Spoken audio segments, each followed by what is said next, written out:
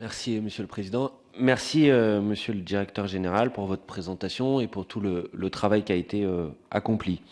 Ma question va aller dans le même sens que celle qui a été posée tout à l'heure par mon collègue des Verts. Je crois que nous sommes tous convaincus ici que le programme Galileo a une dimension stratégique fondamentale. Et donc les questions qui sont liées à sa sécurité, à sa fiabilité, sont d'une très grande importance. Or, il y a une problématique dont on n'a pas ou peu parlé qui menace à moyen terme le bon fonctionnement de l'ensemble des programmes spatiaux, qui est celle de la pollution spatiale. Ce sont à 8000 tonnes de débris, 34 000 objets d'un diamètre supérieur à 10 cm qui errent dans l'espace à l'heure actuelle, vous le savez sans doute mieux que moi. Et donc les risques de collision entre ces déchets et les satellites qui sont le cœur de nos programmes, et notamment d'un programme comme Galileo, sont extrêmement dangereuses. Chaque collision, en plus, outre les effets immédiats, crée encore davantage de débris, ce qui engendre un cercle vicieux, ça a été dit tout à l'heure. Face à cette problématique, la solution doit être en trois temps: prévenir les collisions, c'est-à-dire gérer l'existant, dépolluer l'espace, et prévenir la pollution future, c'est-à-dire éviter que le programme ne s'aggrave. Donc je voulais juste quelques questions. J'imagine que certaines dépassent le cadre même du programme Galileo, mais j'imagine que vous avez un regard sur ces questions. La première, c'est comment la question de la gestion des collisions est prise en compte actuellement dans le programme Galileo.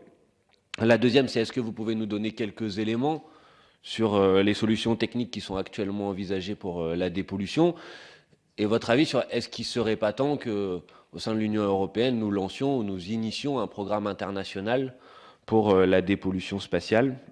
Et enfin, est-ce que la question de la réduction des déchets spatiaux a été prise en compte dans la conception des satellites qui sont utilisés aujourd'hui dans le programme Galileo? Voilà, je vous remercie pour vos réponses et merci encore pour le travail que vous avez réalisé et accompli. Les députés ont posé des questions sur les débris dans l'espace, sur la pollution dans l'espace. Eh bien, permettez-moi de dire tout d'abord que Galiléo, comment dire, c'est un problème qui va croissant, qui est de plus en plus criant. Vous aurez peut-être entendu qu'il y a une constellation de milliers de petits satellites. Donc oui, c'est vrai, c'est de plus en plus problématique. Concernant Galiléo, la situation est relativement bonne. Relativement.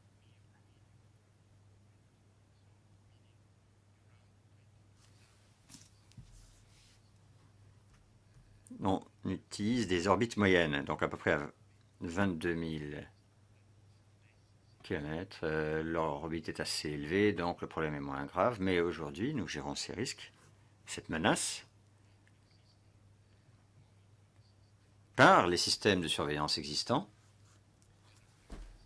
d'autres pays d'ailleurs, hein, essentiellement les États-Unis, mais là, donc pour suivre le parcours des débris et en cas de risque de collision, pour permettre éventuellement de faire monter les satellites à une orbite qui ne soit pas exposée à un risque de collision. Mais oui, ça montre l'importance pour l'Europe de se doter de la capacité à gérer ce problème.